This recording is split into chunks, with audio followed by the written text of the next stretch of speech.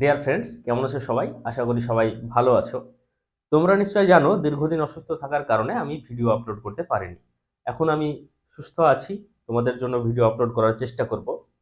আমরা এই সিরিজে গুরুত্বপূর্ণ চ্যাপ্টারগুলি থেকে গুরুত্বপূর্ণ টাইপসের প্রশ্নগুলি নিয়ে ক্লাস করছিলাম, যেখানে এক একটা চ্যাপ্টারের এক বা একাধিক ক্লাস করব আমরা, সেরকমটাই সিদ্ধান্ত নিয়েছিলাম। তো আজকে আমরা অনুপাত সমানুপাত চ্যাপ্টার থেকে বেশ কিছু গুরুত্বপূর্ণ টাইপসের প্রশ্নের সমাধান করব। অনুপাত সমানুপাত যেহেতু একটি বড় চ্যাপ্টার, এই চ্যাপ্টারের অঙ্কগুলিকে আমি তিনটি পার্টে ভাগ করেছি: অপেক্ষাকৃত সহজ, অপেক্ষাকৃত কঠিন এবং অ্যাডভান্স লেভেলের অঙ্ক। তো আজকের ক্লাসে আমরা অপেক্ষাকৃত সহজ কিছু প্রশ্নের সমাধান করব। অনুপাত সমানুপাতের অঙ্ক করার জন্য বেসিক কিছু বিষয় আমাদের জানা থাকার প্রয়োজন আছে। আশা করি এই স্টেজে এসে এগুলো তোমাদেরকে না বললেও চলবে। তারপরেও যেহেতু অঙ্ক শুরু করব আমরা, তাই প্রাথমিক কিছু আলোচনা চলো করে নেওয়া যাক, তারপরে অঙ্ক শুরু করব। অনুপাত কি? অনুপাত হলো সমজাতীয় একাধিক রাশির সংখ্যামানের সর্বকনিষ্ঠ তুলনা। এখন যদি এই বয়সে এসে অনুপাতের সংজ্ঞা এইভাবে মনে রাখতে হয়, তাহলে সেটা আমাদের জন্য খুবই দুর্ভাগ্যজনক। কিন্তু এইসব মনে রাখার আশা করি প্রয়োজন হয় না আমাদের। অনুপাত বিষয়টা কি সেটা আমরা সকলেই জানি। ধরো তোমার ওজনের সঙ্গে আমার হাইটের তুলনা করছি। তোমার ওজন আমার হাইট আলাদা আলাদা দুটোই রাশি হয়ে গেল, তাই না? তোমার ওজনের সঙ্গে আমার ওজনের তুলনা করতে হবে, তোমার হাইটের সঙ্গে আমার হাইটের তুলনা করতে হবে, তবেই সমজাতীয় হবে। তো যাই হোক, এগুলো এখন শেখার বিষয় নাই, এগুলো আমরা মাধ্যমিক লেভেলে বা তারও আগেই শিখে এসেছি। ধরো দুটি সংখ্যার অনুপাত 2 অনুপাত 3, তাই না? এই অনুপাতটাকে কিভাবে লেখা যায়? ভগ্নাংশ আকারে লেখা যায়, এটা আমরা জানি, বা এইটুক জ্ঞান আমাদের থাকতে হবে। এটাকে কি বলে? পূর্বপদ বলে আগের সংখ্যাটিকে, পরের সংখ্যাটিকে কি বলে? উত্তর পদ বলে। যদি তারও বেশি থাকে, 2 এর অধিক থাকে সংখ্যা, তাহলে কি প্রথম পদ, দ্বিতীয় পদ, তৃতীয় পদ, এইভাবে আমরা ডিনোট করি। তো যাই হোক, আজকের ক্লাসে আমরা বেসিক কিছু অঙ্ক শিখব, যে সমস্ত অঙ্কগুলি ইম্পর্টেন্ট এবং সহজ। তারপরেও আমাদের বিভিন্ন জায়গায় কনফিউশন থাকে, সেই কারণে আমরা এক্সাম হলে অঙ্কগুলি নামিয়ে আসতে পারি না। এখন আমরা দেখে নেব অঙ্কের পাশাপাশি সেই অঙ্কগুলি করতে গিয়ে যে সমস্ত খুঁটিনাটি বিষয়গুলি জানার প্রয়োজন, সেই বিষয়গুলিও। তো চলো 1 নম্বর প্রশ্নে কি বলছে দেখে নেওয়া যাক। 1 নম্বর প্রশ্নে কি বলেছে দেখো, যদি a:b সমান 5:4 এবং b:c সমান 3:5 হয়, তবে a:c সমান কত? দেখো, খুবই সহজ একটি অঙ্ক। আশা করি তোমরা সকলে এই ধরনের অঙ্কগুলি জানো, যারা আমার আগের ক্লাসগুলি করেছো। a:b সমান কি বলা আছে? 5:4। তারপরে তোমাদেরকে এই ক্লাসটি দেখার আমি অনুরোধ করব, সম্পূর্ণ দেখার অনুরোধ করব, কারণ এখানে আমরা আরো অনেক খুঁটিনাটি বিষয়গুলি জেনে নিব, ঠিক আছে? এবং এক্সাম হলে ঠিক কিভাবে এই ধরনের প্রশ্নগুলি সমাধান করা উচিত, তাহলে আমাদের সময় সাশ্রয় হবে, সেটিও আমরা দেখার চেষ্টা করব। দেখো, এখানে দুটি রাশি দেওয়া রয়েছে, a:b তার অনুপাত 5:4, b:c তার অনুপাত 3:5। কি বলেছে প্রশ্নে? ফার্স্ট টার্ম এবং লাস্ট টার্মের অনুপাত চেয়েছে, a:c এর অনুপাত চেয়েছে। যদি এই টাইপসের প্রশ্ন আসে, এখানে দুটো নিয়েছি আমি অনুপাত, এখানে 3, 4, 5 যাই থাকুক না কেন, যদি ফার্স্ট টার্ম এবং লাস্ট টার্মের অনুপাত চাই, তাহলে কি করবে? একদম খুবই সহজ। আমি কি বললাম? অনুপাতের সংখ্যা একটু আগে 2:3, তাকে 2-3 লেখা যায়। তাহলে দেখো, a অনুপাত b কে a/b সমান 5/4 লেখাই যায়। এখান থেকে b/c সমান 3/5 লেখাই যায়। এবার কি করবে? দেখো, লেফট হ্যান্ড সাইড, এই যে একটা ইকুয়েশন এলো, তার এটা কি বা সাইড আর এটা ডান সাইড, এটা রাইট হ্যান্ড সাইড, ঠিক আছে? এখানে কি এটা বা সাইড, এটা ডান সাইড, সমস্তগুলোর লেফট হ্যান্ড সাইডগুলোকে গুণ করবে। তাহলে a/b ইন্টু b/c সমান, দেখো, 5/4, 5/4 ইন্টু 3/5। তাহলে 5 ভ্যানিশ হয়ে গেল, আর এখানে বি ভ্যানিশ হয়ে গেল। তাহলে a/c সমান কি থাকলো? 3/4, তাই না? তাহলে a:c সমান কত? 3:4। ওকে, এবার তোমাদেরকে বোঝানোর স্বার্থে আমি এতদূর করলাম। যদি এক্সাম হলে আমি অঙ্কটা করি, তাহলে কিভাবে করব? দেখো, a:b সমান দেওয়া রয়েছে 5:4, b:c সমান 3:5। এত কিছু করবোই না আমরা, সঙ্গে সঙ্গে সঙ্গে সঙ্গে দেখো, এই দিকটা আমরা লিখবোই না, লেফট হ্যান্ড সাইডের দিক তাকাবোই না। 5/4 গুণিত 3/5, 5 কেটে দিলাম, 3/4 থাকলো। তাহলে a:c সমান 3:4।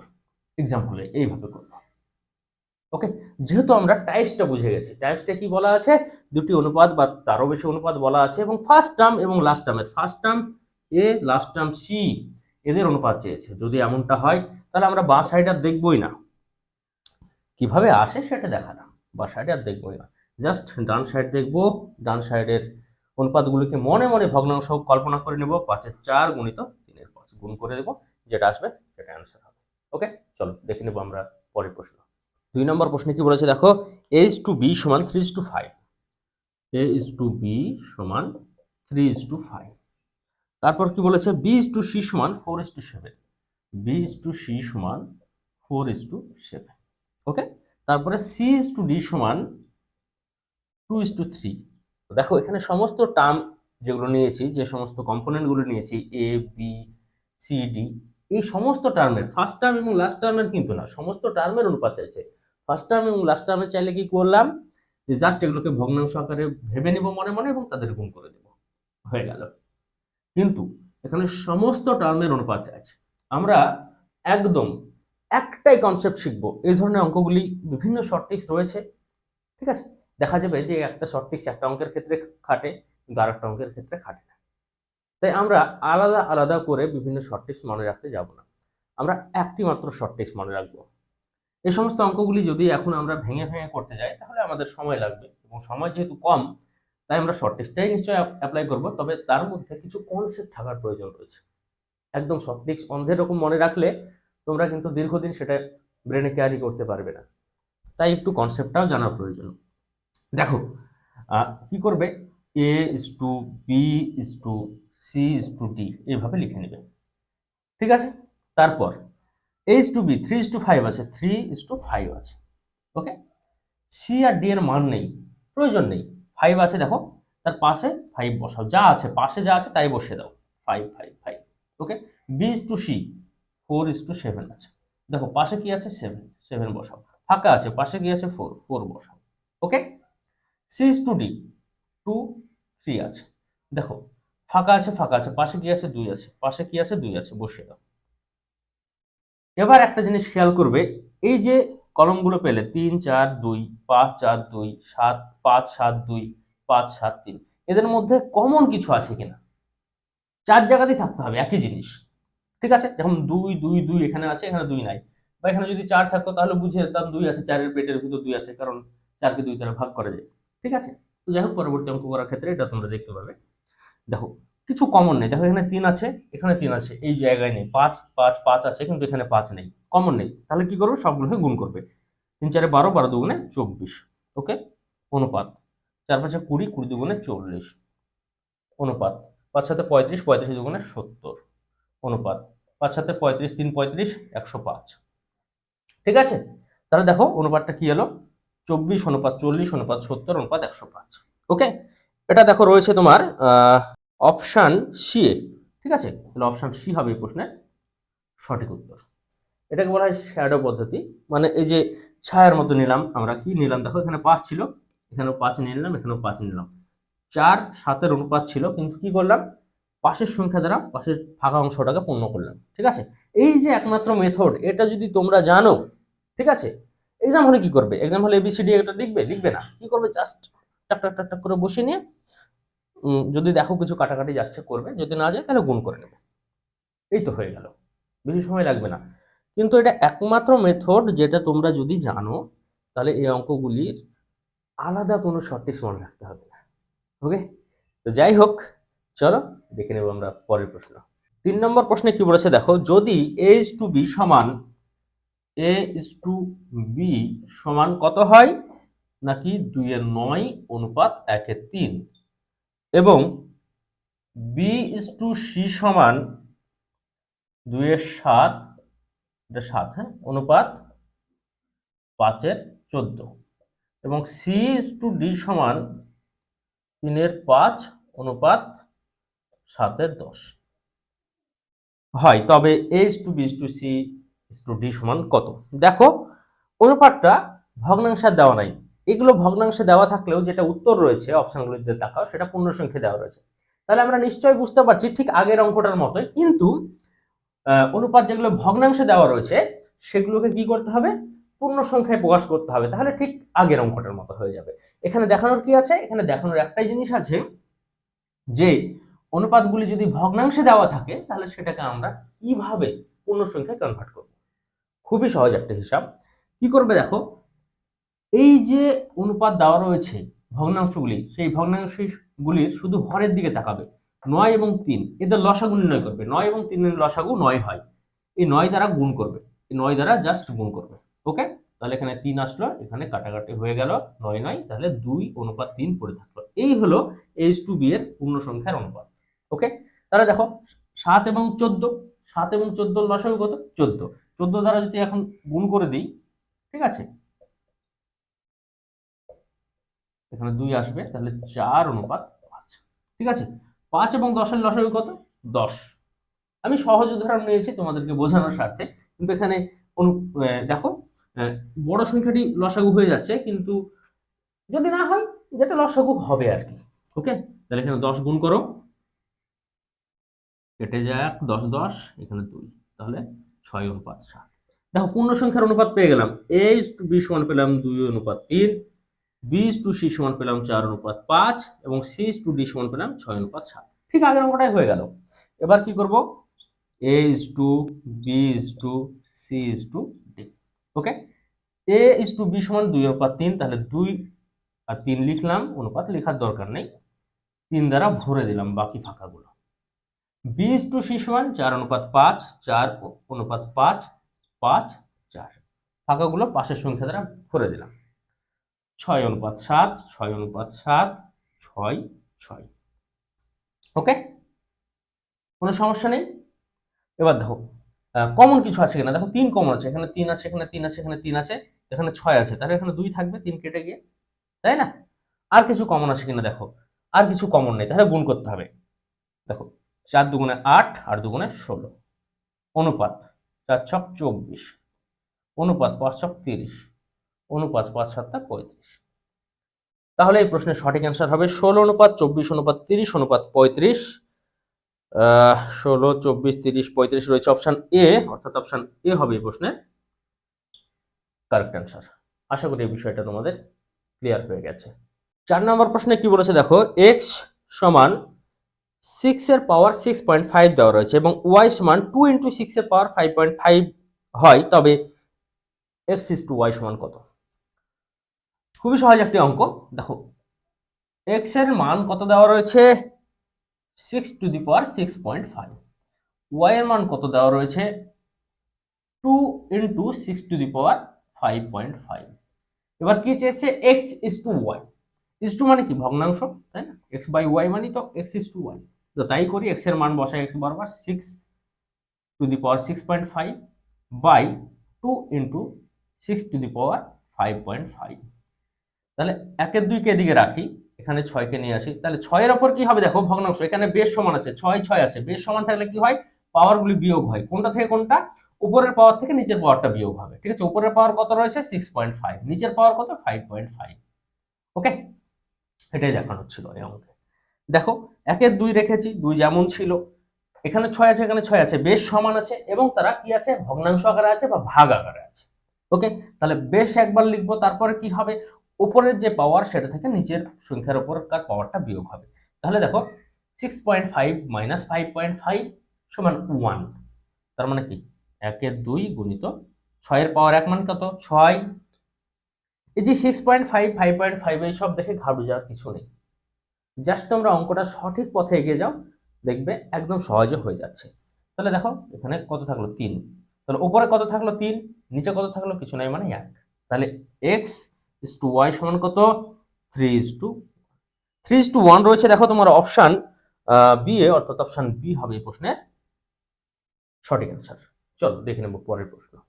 5 নম্বর প্রশ্নে কি বলেছে দেখো, x:y:z সমান 3:4:5 হয়। 5 নম্বর প্রশ্নে কি বলেছে দেখো, যদি x:y:z সমান 3:4:5 হয়, তবে x/y, y/z এবং z/x সমান কত? দেখো এখানে পূর্ণ সংখ্যার অনুপাত দেওয়া রয়েছে, সেখান থেকে আবার অজ্ঞাত রাশিগুলিকে ভগ্নাংশ আকারে দেওয়া রয়েছে, সেখান থেকে অনুপাত বের করতে বলেছে।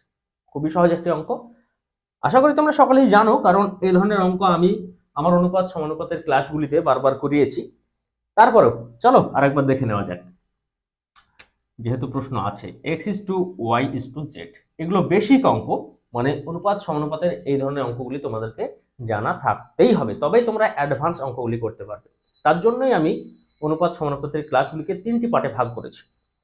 আজকে বেসিক বা সহজ অঙ্কগুলি, তারপর অপেক্ষাকৃত কঠিন অঙ্ক, তারপর অ্যাডভান্স লেভেলের অঙ্কগুলি করব। ঠিক আছে, তো তোমরা যারা এই ক্লাসটি দেখছো এবং এই ক্লাসের পিডিএফটি পেতে চাও, তারা অবশ্যই ফার্স্ট কমেন্টসে দেওয়া লিঙ্ক থেকে পিডিএফটি ডাউনলোড করে নিতে পারো, একদম সম্পূর্ণ ফ্রিতে থাকবে। ওকে, দেখো x:y:z সমান কিন্তু বলা রয়েছে তোমার 3:4:5, 3:4:5। এখান থেকে কি বলেছে, x/y/z/z/x এর অনুপাত নির্ণয় করতে বলেছে। দেখো x বরাবর আমরা x, y বরাবর y এবং z বরাবর z বসাবো। ঠিক আছে, তাহলে x এখানে, ঠিক আছে, আমি এখান থেকে এখানে লিখছি। ঠিক আছে, দেখো 3/4 অনুপাত 4/5 অনুপাত 5/3। ঠিক আছে, এই জায়গায় জাস্ট আমরা কি মানগুলো x এর জায়গায় x, y এর জায়গায় y, z এর জায়গায় z এভাবে বসিয়ে দিলাম। জাস্ট এবার কি পেলাম, আমরা একটা 3টি ভগ্নাংশের অনুপাত পেলাম। এদেরকে জাস্ট পূর্ণ সংখ্যার অনুপাতে প্রকাশ করে নিতে হবে, কারণ অপশনের দিক তাকাও, পূর্ণ সংখ্যার অনুপাত দেওয়া রয়েছে। কি বললাম, যদি ভগ্নাংশের অনুপাতকে পূর্ণ সংখ্যার অনুপাতে প্রকাশ করতে হয়, তবে নিচের সংখ্যাগুলির কি করতে হয়, লসাগু নির্ণয় করতে হয়। লসাগু নির্ণয় করে প্রত্যেকটার সঙ্গে গুণ করে দেবো। ঠিক আছে, তাহলে দেখো লসাগু কত হবে, 4×5=20। ঠিক আছে, 3×20=60। গুণ করলে লসাগু নয়, কিন্তু এটা বারবার বলছি, কারণ এখানে দেখো 4, 5 এবং 3, এই 3টি সংখ্যাকে এক ছাড়া অন্য কোনো সংখ্যা দ্বারা ভাগ করা যাচ্ছে না, এরা পরস্পর মৌলিক সংখ্যা। যদি এমন হয় তাহলে গুণ করতে হয়, লসাগু নির্ণয়ের ক্ষেত্রে আমরা জানি, তাহলে 60 হবে লসাগু। ঠিক আছে, তাহলে দেখো 3/4 × 60 অনুপাত 4/5 × 60 অনুপাত 5/3 × 60, 20, 5×12 = 60, 4×15 = 60। তাহলে 3×15 = 45 অনুপাত 4×12 = 48 অনুপাত 5×20 মানে 100। তাহলে 45 অনুপাত 48 অনুপাত 100 হবে এই প্রশ্নের সঠিক অ্যান্সার। রয়েছে দেখো তোমার অপশন ডি এ। 6 নম্বর প্রশ্নে কি বলেছে দেখো, 3x - 2y x + 3y = 5:6 হলে 2x + 5y 3x - 4y এর মান নির্ণয় করো। সহজ একটি অঙ্ক, জাস্ট আমরা সমাধানটা শুরু করব, তাহলে অ্যান্সার চলে আসবে। দেখো 3x - 2y x + 3y মানে কি, ভগ্নাংশ আকারে লিখতেই পারি। আমি কিন্তু আস্তে আস্তে স্কিপ করা শুরু করছি লাইন। ঠিক আছে, সমান কি বলছে, 5/6। আমরা এখান থেকে সমাধান করে x এবং y এর অনুপাত বের করব। দেখো 3×6 = 18, x বিয়োগ 6×2 = 12y সমান 5x যোগ 3×5 = 15y। এখানে কি 18x আছে, এদিকে 5x আছে, এদিকে এলে বিয়োগ হবে, এটা যেহেতু যোগ আকারে আছে তাহলে 13x পড়ে থাকবে সমান, দেখো এদিকে 15y আছে, এদিকে বিয়োগ 12y আছে, এদিকে গেলে যোগ হয়ে যাবে, তাহলে 15 12 = 27y। তাহলে x/y সমান কি, 27/13। ঠিক আছে, এই পেয়ে গেলাম। তাহলে কি করবো এবার, x বরাবর 27, y বরাবর 13, আমরা যেটা চেয়েছে প্রশ্নে সেখানে বসিয়ে দিব। প্রশ্নে কি চেয়েছে, 2x + 5y, 2x + 5y। ঠিক আছে, অনুপাতই রাখি এখানে, অসুবিধা নেই। 3x - 4y, 2x দেখো x বরাবর 27, 2x মানে 54 যোগ y বরাবর 13, 5 13 65 অনুপাত, দেখো x বরাবর কত, 27। ঠিক আছে, 27 মানে 3 27 81 বিয়োগ y বরাবর কত, 13, 4 13 52। ওকে, এই দুটো যোগ করি, 9 11 119 অনুপাত, এটা হচ্ছে কত, 29। 119 অনুপাত 29 হবে এই প্রশ্নের কারেক্ট অ্যান্সার। অপশানে দেখো, অপশান এ এবং ডি দুই জায়গাতেই 29 অনুপাত 119 হয়ে গেছে। অ্যাকচুয়ালি কোথাও একটা চেঞ্জ হওয়া দরকার ছিল, অপশান একটু ভুল হয়ে গেছে এখানে আর কি। এখানে আসবে তোমার 119 অনুপাত 29, এটা কোথাও নেই। ঠিক আছে, এবং অপশান এ এবং ডি এ একই অপশান রয়েছে, যে কোনো জায়গায় একটা করতে গিয়ে ভুল হয়েছে। যাই হোক, এটাই হবে সঠিক অ্যান্সার। ঠিক আছে, এখানে অপশন দিতে গিয়ে ভুল হয়েছে, তোমরা একটু বুঝে নিও এই জায়গাটা। ওকে, তো যাই হোক এটাই হবে প্রশ্নের সঠিক অ্যান্সার। 7 নম্বর প্রশ্নে কি বলেছে দেখো, এক্স কিউব ওয়াই ও এক্স ওয়াই কিউবের মধ্য সমানুপাতি নির্ণয় করো। খুবই সহজ একটি অঙ্ক। দেখো মধ্য সমানুপাতি নির্ণয় করতে বললে কি করতে হয় সেটা কিন্তু আমাদের জানা আছে, তারপর আরেকবার তোমাদেরকে বলে দিই মধ্য সমানুপাতি কি আসলে। দেখো এক্স কিউব ওয়াই এবং ওয়াই এক্স কিউব দেওয়া রয়েছে, তাহলে এটা প্রথম সমানুপাতি, এটা তৃতীয় সমানুপাতি, মধ্য সমানুপাতির একটা আছে মনে করি জেড। ঠিক আছে, তাহলে কি হয় আমরা জানি যে প্রথম সমানুপাতি অনুপাত মধ্য সমানুপাতি বা দ্বিতীয় সমানুপাতি সমান দ্বিতীয় সমানুপাতি অনুপাত তৃতীয় সমানুপাতি।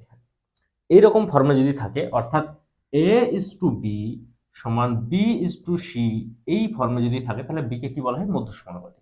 আর এই মধ্য সমানুপাতি বের করার জন্য আমাদেরকে কি করতে হয়, জাস্ট প্রথম এবং তৃতীয় সমানুপাতির গুণফলের বর্গমূল। ঠিক আছে, তাহলে এক্সাম হলে যখন অঙ্কটা আসবে তখন আমরা এত কিছু করব না, মধ্য সমানুপাতি যেহেতু বের করতে বলেছে সরাসরি আমরা প্রথম এবং তৃতীয় সমানুপাতির গুণফলের বর্গমূল নির্ণয় করব। তাহলে এখানে কি আসবে, এই দুটো গুণ করলে দেখো এক্স টু দি পাওয়ার 4 এবং ওয়াই টু দি পাওয়ার 4, অর্থাৎ প্রদত্ত রাশি দুটির গুণফলের বর্গমূল হবে মধ্য সমানুপাতি। ঠিক আছে, সমান দেখো এক্স স্কোয়ার ওয়াই স্কোয়ার পড়ে থাকবে, এদের বর্গমূল করলে এক্স স্কোয়ার ওয়াই স্কোয়ার রয়েছে, দেখো তোমার অপশন এ, অর্থাৎ এ ফর আমেরিকা হবে এই প্রশ্নের সঠিক অ্যান্সার। 8 নম্বর প্রশ্নে কি বলেছে দেখো, পি পি কিউ ও পি কিউ আর এর চতুর্থ সমানুপাতি কত। এখানে দেখো তিনটি টার্ম দেওয়া রয়েছে, চতুর্থ সমানুপাতি বের করতে বলেছে। যদি এমনটা হয় তা সেই ক্ষেত্রে কি হয় দেখো, এ ইজ টু বি সমান দেখো সি ইজ টু ডি, দেখো চারটি টার্ম আছে এ বি সি ডি। যদি এমনটা হয় তাহলে ডি এর মান নির্ণয় করতে বলেছে। প্রথম সমানুপাতি, দ্বিতীয় সমানুপাতি, তৃতীয় সমানুপাতি দেওয়া রয়েছে, চতুর্থ সমানুপাতির মান নির্ণয় করতে বলেছে। এখানে প্রথম সমানুপাতি কি আছে, প্রথম সমানুপাতি আছে পি, দ্বিতীয়টি আছে পি কিউ এবং তৃতীয়টি আছে পি কিউ আর, চতুর্থটি বের করতে বলেছে, তাই না। এই ক্ষেত্রে কি হয়, প্রথম এবং চতুর্থের গুণফল সমান দ্বিতীয় এবং তৃতীয় গুণফল, এসব এই কথা আমাদের সকলেরই জানা। তাহলে এখানে কি হবে, এই দুটির গুণফল এবং সমান এই দুটির গুণফল, তাই না। তাহলে দেখো পি চতুর্থ সমানুপাতি মনে করি এক্স সমান P Q into P Q R. Okay, তাহলে এক্স সমান কি, দেখো P Q into P Q R by, এখানে পি, এই পিটা নেমে এলো, তাহলে পি পি কেটে গেল, তাহলে কি পড়ে থাকলো দেখো, একবার পি পড়ে থাকলো, কিউ এখানে একটা এখানে একটা, তার মানে কিউ স্কয়ার আর, পি কিউ স্কয়ার আর হবে চতুর্থ সমানুপাতি। পি কিউ স্কয়ার আর রয়েছে অপশন সি এ, অর্থাৎ সি ফর কানাডা হবে এই প্রশ্নের কারেক্ট অ্যান্সার। ওকে, 9 নম্বর প্রশ্নে কি বলেছে দেখো, 2a is equal to b plus root of a square plus B square হলে এ ইজ টু বি সমান কত, এ নট ইকুয়াল টু 0, মানে এর মান 0 হওয়া যাবে না, এমত অবস্থায় এ ইজ টু বি এর মান নির্ণয় করতে বলেছে। ঠিক আছে, দেওয়া আছে 2a সমান b plus root of a square plus B square. ঠিক আছে, আমরা দেখো এই যে রুটের মাঝে আছে এই পার্টটাকে ডান দিকে রাখবো, বাকিগুলো বাদিকে নিয়ে আসবো। সঠিক ওয়ে জানা থাকতে হবে, আদারওয়াইজ অঙ্কটা করা কিন্তু খুব মুশকিল হতে পারে। এ স্কোয়ার প্লাস বি স্কোয়ার, এটা রুটের ভিতর আছে, দুদিকের এবার বর্গ করে দেবো, তাহলে কি 2a minus B square, A square plus B square, just রুটটা উঠে যাবে যদি এদিকের বর্গ করি। ওকে, তাহলে দেখো আমরা এ মাইনাস বি হোল স্কোয়ারের সূত্র জানি, এখানে এ বরাবর কি আছে 2a আছে, জাস্ট আমরা তাই করবো। তাহলে কি এ স্কোয়ার মানে কি 2a স্কোয়ার, মানে 4a স্কোয়ার, ঠিক আছে, minus 2ab, 2 into 2a into b plus B square যেমন আছে a square plus B square, এদিকে বি স্কোয়ার পজিটিভ আছে, এদিকে বি স্কোয়ার পজিটিভ আছে, তাহলে এটা কি বিয়োগ হয়ে যাবে, তো আমরা একবারই করে দিলাম। ঠিক আছে, দেখো 4a স্কোয়ার আছে, এদিকে এ স্কোয়ার আছে, তাহলে এদিকে এ স্কোয়ারটাকে নিয়ে এলে 3a স্কোয়ার পড়ে থাকবে, তাই না, 3a স্কোয়ার পড়ে থাকবে মাইনাস 4ab। ওকে, এটা কিন্তু এদিকে ইউজ করে নিয়েছি, এটা কিন্তু এদিকে ইউজ করে নিয়েছি, বিয়োগ করেছি, সমান দেখো কি থাকলো 0।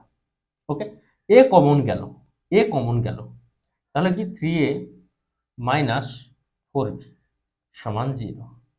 দেখো এবার কি আসবে, 3a মাইনাস 4b সমান 0 বাই এ। এই যে বলা ছিল এ নট ইকুয়াল টু 0, এর ভ্যালু যদি 0 হয়ে যেত তাহলে 0 বাই 0 একটা কি হতো, অসঙ্গত মান হতো, কিন্তু 0 বাই সামথিং মানে কি 0 হয়।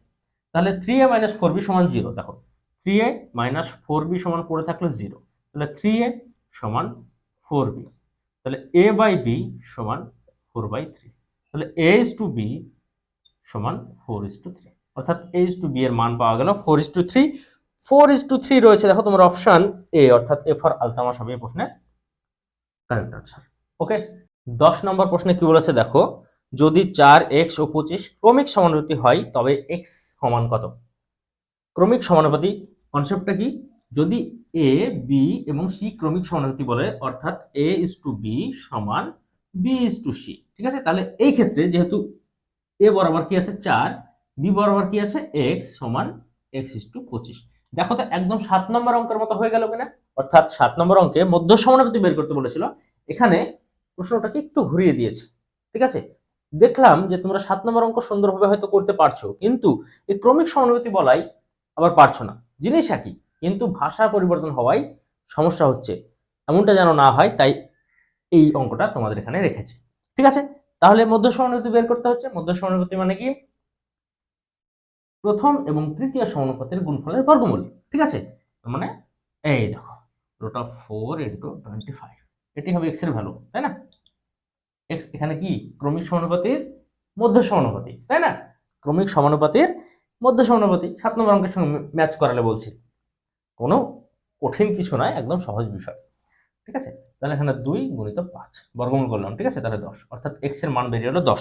10 রয়েছে দেখো তোমার অপশন এ, অর্থাৎ এ ফর আলতামাশ হবে এই প্রশ্নের কারেক্ট আনসার। 11 নম্বর প্রশ্নে কি বলেছে দেখো, 2:5 অনুপাতের প্রতিটি সংখ্যার সাথে কত যোগ করলে অনুপাতটি 4:5 হবে? খুবই সহজ একটি অঙ্ক এবং ইম্পর্টেন্ট টাইপসের একটা অঙ্ক। তোমরা ইউটিউব ফেসবুকের অনেক রিলসেই এই সমস্ত অঙ্কের অনেক শর্ট টিপস দেখবে, কিন্তু এই সমস্ত শর্ট টিপসগুলো দেখবে ডেটা চেঞ্জ হলে অনেক সময় ফেল হয়ে যায়। তাই আমি তোমাদেরকে সবসময় শর্ট টিপস শিখতে বলি না, শর্ট টিপসটা হবে অবশ্যই কনসেপ্ট বেস। আমরা দ্রুত সমাধান করব, সেটার ভেতর কনসেপ্ট থাকতে হবে। কি বলেছে দেখো, অনুপাত দেওয়া আছে 2:5, সেখান থেকে কি করতে হবে 4:5 এ নিয়ে যেতে হবে।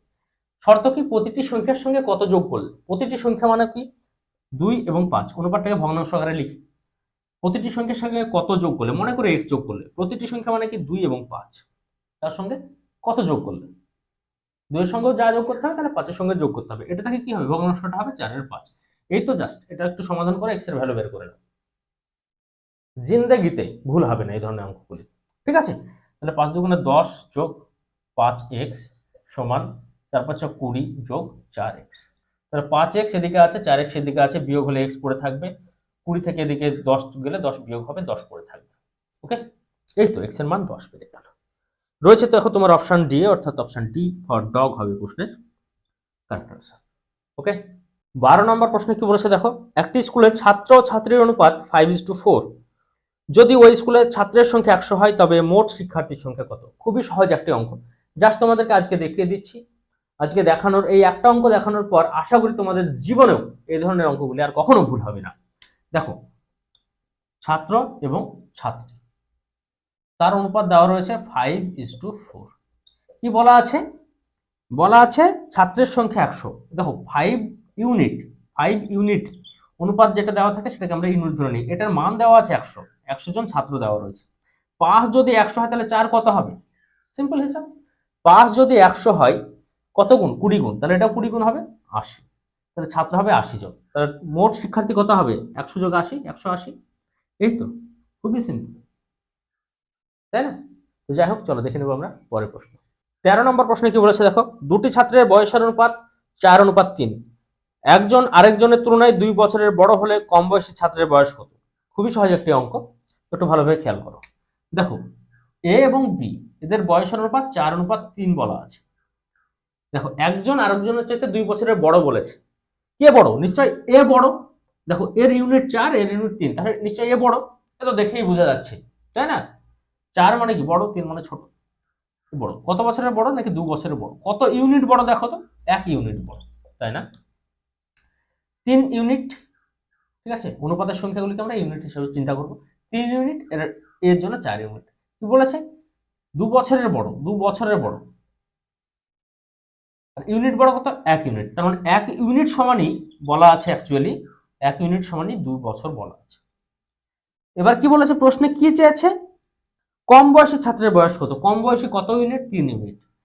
1 ইউনিট সমান 2 বছর, 3 ইউনিট সমান 6 বছর, অর্থাৎ কম বয়সী ছাত্রের বয়স হবে 6 বছর।